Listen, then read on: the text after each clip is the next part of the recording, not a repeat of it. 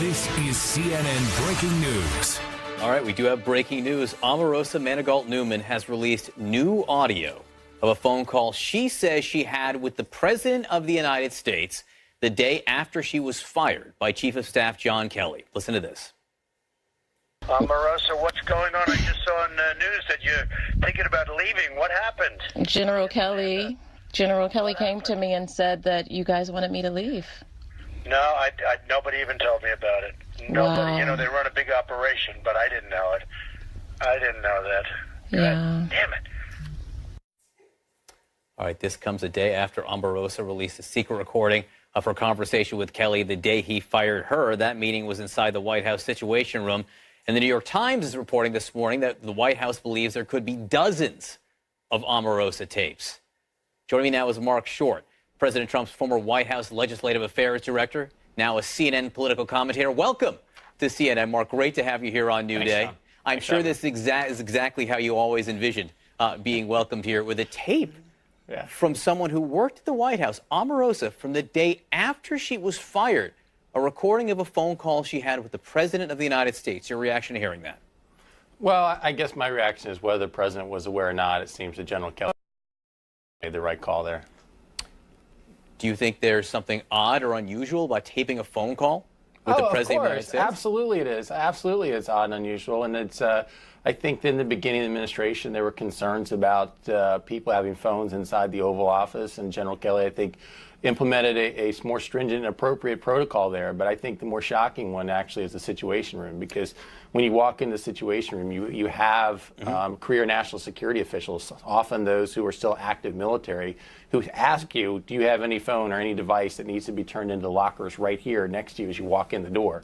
So the fact that she would have brought in a recording device into such a secure facility, I think, is an extreme breach of protocol. I want to get to the Situation Room in just a moment, but just to stick on the phone call here, do you find it surprising that the President didn't seem to know that an assistant to the President, which is a high-level position in the White House, had been fired the day before? I would think so. I mean, I think that General Kelly, as Chief of Staff, has broad discretion about staffing decisions, but I would imagine that he would have had a conversation with the President on that front. But as I said, either way, it's apparent that it's true that General Kelly made the right decision as far as personnel decisions there with Omarosa. Omarosa says she felt the need to record people, and again, we'll get to the Situation Room in a second, and I don't know if she's including the President here the day after she was fired, but she felt the need to record people because there were so many lies being told inside the White House.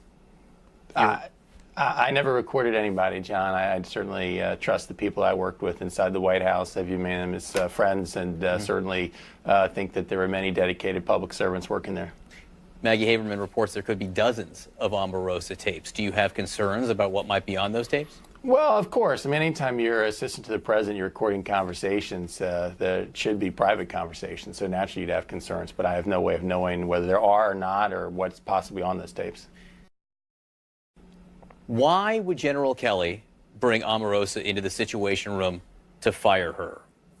Yeah, I don't know why choosing that location, but I think that probably are concerns about some elements of public firing of Omarosa, but why he chose that room, I don't know. Again, I think the bigger breach of protocol is bringing a recording device into the Situation Room in the first place. And again, explain to us exactly what happened. Someone would have asked her directly. Every time I was in the Situation Room, yes, there are two different entrances, and there's a national security official at each door, and there's a series of cubby holes where you can put in any of your phones or personal devices. You're actually asked not to bring any down in the first place. But just as a final reminder, if you walk in the door with one, they say, are you sure there's no personal devices? If so, here's a key and a locker, please lock them up. So to actually, I think they would have required not just willful disobedience to that, but actually lying to one of those people at the desk who asked for any sort of recording device. To your knowledge, do you think that a law was broken in that process? I don't know. I'm not a lawyer. I'm not sure there's a legal precedent there, but certainly there is I think a significant national security concern. Is Omarosa Manigault-Newman the best people? President Trump always said he was going to hire the best people. Is she the best people?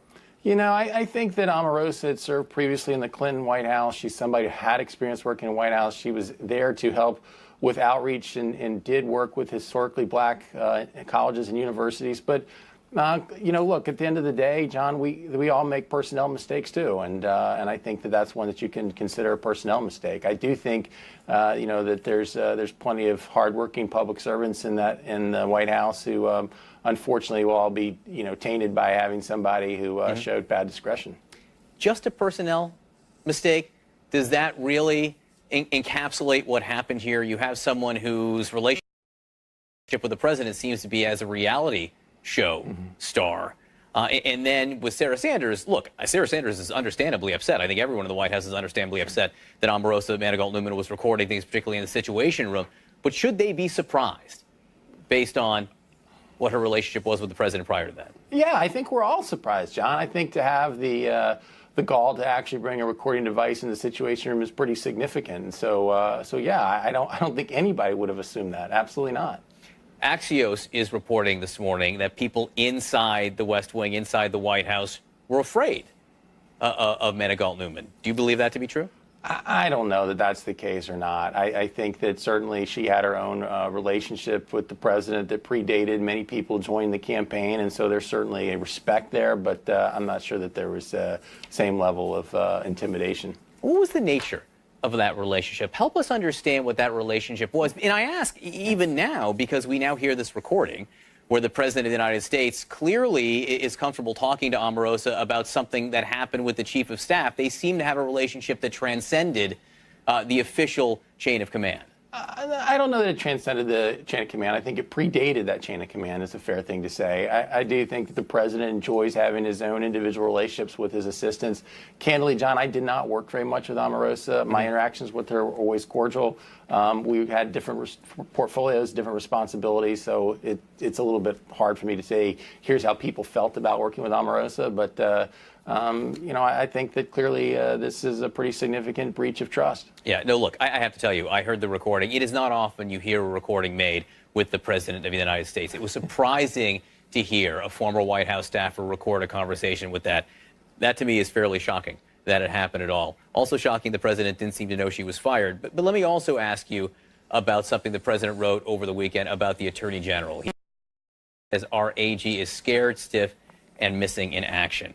I want to ask you, again, you dealt with legislative affairs, but you deal with members of Congress. And every time the president writes something like that, the members of Congress we speak to cringe. They don't love, generally speaking, they don't love when he goes on the attack like that. What was your reaction when you were in the White House when he would say things like that? Well, I think that the president still has an enormous amount of frustration with an investigation that he certainly views as a witch hunt.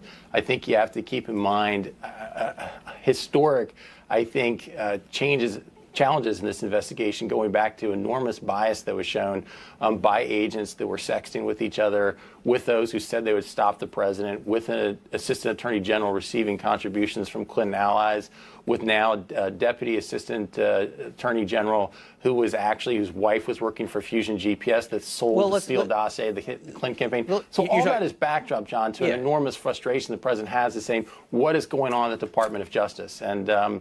And so I think that he's one to share his feelings directly with the American people, and that's how he's doing it. Well, look, the president can fire the attorney general, ask him to leave if he wants to. And you were talking about Bruce Orr, who does work in the Justice Department, whose wife apparently worked for Fusion. As far as we know, Bruce Orr had nothing to do with any of the FISA applications, correct?